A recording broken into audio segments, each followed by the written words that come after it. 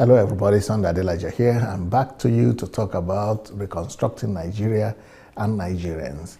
Well, today I'm going to be talking about the 12-point Kuru Declaration. The 12-point Kuru Declaration. Kuru is a small town in Nigeria near Abuja, where the government, the federal government, led by Obasanjo, met to decide about the values upon which Nigeria should be built after the military regime and with the new democratic dispensation. So one good thing about Obasanjo is that he understood the need for values and that nations are built upon values, and that without values that nations will lose direction, and that Nigeria needed a value system, a set of values upon which the nation is supposed to be built. And then after this declaration, this 12-point Kuru declaration, they started the National Agency for Orientation and Development in Nigeria. But, it's like the agency never really brought this to pass. It's like the agency is just existing and people are getting salaries and going to work. I don't think anybody in Nigeria remembers this 12-point Kuru declaration. I don't think even government officials know about this 12-point Kuru declaration anymore. The document is lying somewhere and the country is just going down the trail, not living by values, not being guided by value system, even though the declarations is not perfect, but at least it has some form of values and some form of direction in it, unlike what we have. But I think I prefer the 12-point and the 20-point values that I came up with.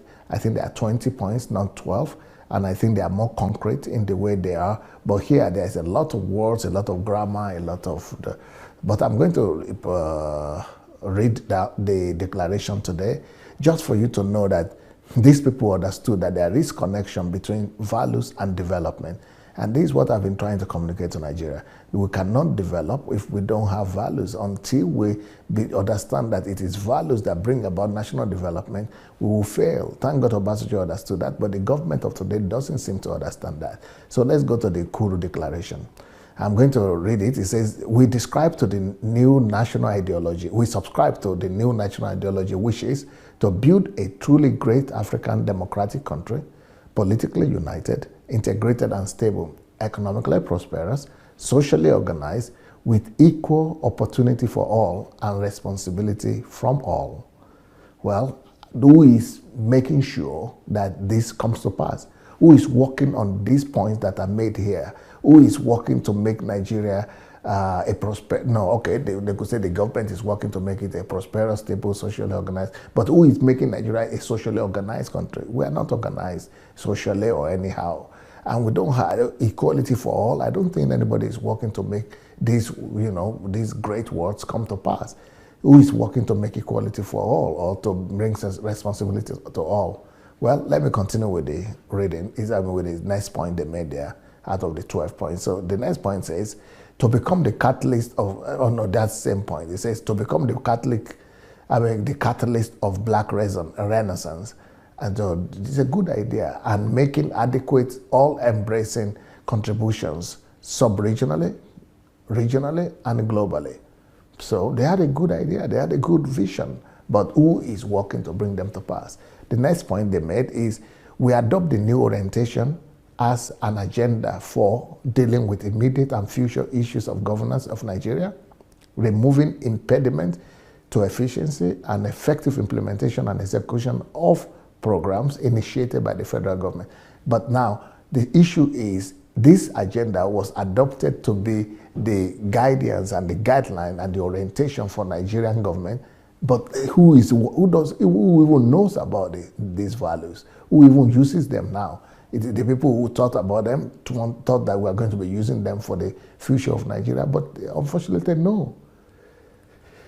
So, for the execution of programs initiated by the federal government and expeditious actualization of government objectives and vision of national renewal and reconstruction. So, you see, even these people understood, the people who gathered for Kuru Declaration understood that it is not restructuring that Nigeria needed, but reconstruction. And I agree with them here. So there were some People with right mind in that Obasanjo government, they even understood that it is reconstruction we need. And that is why I started this program, Reconstructing Nigeria and Nigerians, not restructuring Nigeria and Nigerians, but they understood it even then. So the next point they're making is we rededicate ourselves and those who serve under us to the values of patriotism, honesty, hard work. So they have the values. So there are still some people in the government, at least that time, who understood that only that these are the nation, the same values that I pointed out, 20 of them, they pointed out a few of them here. The values of patriotism, honesty, hard work, diligence, merit, excellence, trustworthiness, personal discipline, tolerance, and mutual respect, justice, fairness, love, care, and compassion. You see, they knew the values. Obasanjo and the people who were around, the politicians of his days, they got it right. But the thing they didn't do is that they didn't bring this, they didn't bring a system to make it, to inculcate this into the lifestyle of every Nigerian and into every government parastatal, to make sure that in every educational institution, every family, every church, that people live and abide by these values. They just declare them, they release them, and they assume that they will come to pass by themselves. But unfortunately, people have even neglected and forgotten them. So they keep on saying, we pledge to ensure corruption, slothfulness, nepotism, indiscipline, bitterness, prejudice, and other manifestos of antisocial behavior. Beautiful stuff. We shall undertake a critical review of practices and procedures in every department of government so as to rapidly increase their productivity and service delivery to the public. We shall foster a culture of efficiency in the management of funds and other resources, maintaining high standards of resource management and reducing waste at all times. Great stuff, great ideas, great inspirations, and great dream. But is there anybody to make sure that is there any organization that is putting the government under check and controlling the actions and the activities of government to make sure that everything is being done in line with these values? I don't think so. And that's what we need. So let's continue what they say. We shall efficiently supervise all government departments and agencies, ensuring timely returns and reports, and undertaking regular spot checks. We shall abide by the terms of the Code of Conduct, which we all have signed, as expression of our commitment to the crusade against corruption, and working closely with all relevant agencies, such as the Independent Corruption Practices and other related Offenses Commission, the Code of Conduct Bureau, and the Bureau of Public Complaints Commission. We undertake this to strengthen the partnership in working with the private sector. Since, okay, that's another point already. But these are great ideas that they said, well, we shall abide by the terms of the Code of Conduct. Well, who is making sure that happens? And that's what I think that one of the things that Nigeria needs to do is to set up an agency that is going to be just like the EFCC. And the EFCC is a good idea, that EFCC is above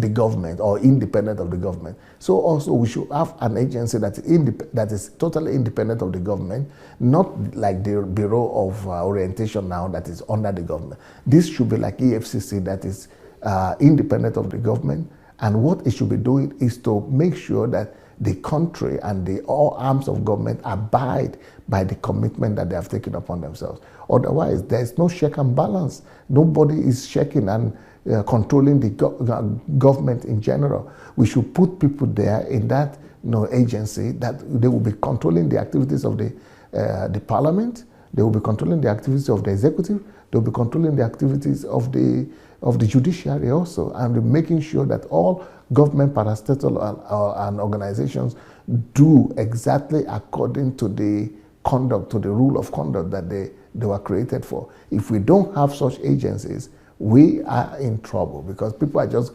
government will be coming and going, and they will just be declaring something or the other, and the next government would forget and declare their own. So the next point in that declaration, Kuru Declaration, says, we undertake to strengthen the partnership in working with the private sector, since this partnership translates to a better appreciation of the wealth-creating capacity of this sector. The need for government, through its various ministries and legislative processes, to create an enabling environment for the sector to function efficiently as the major driver of the economy. We shall strive to strengthen and inculcate the culture of working closely in consultation with the leadership of labor and civil society organizations. That's another one. So they want to work together with private sector and with civil society organizations. We shall mobilize, involve, and promote the interests of all shareholders, namely the society in general, since in the ultimate, all decisions and actions of government are aimed at promotion of public welfare. But there must be, that's what I mean, there must be an agency that is controlling the government and making sure that the government is actually living according to the promotion of public welfare.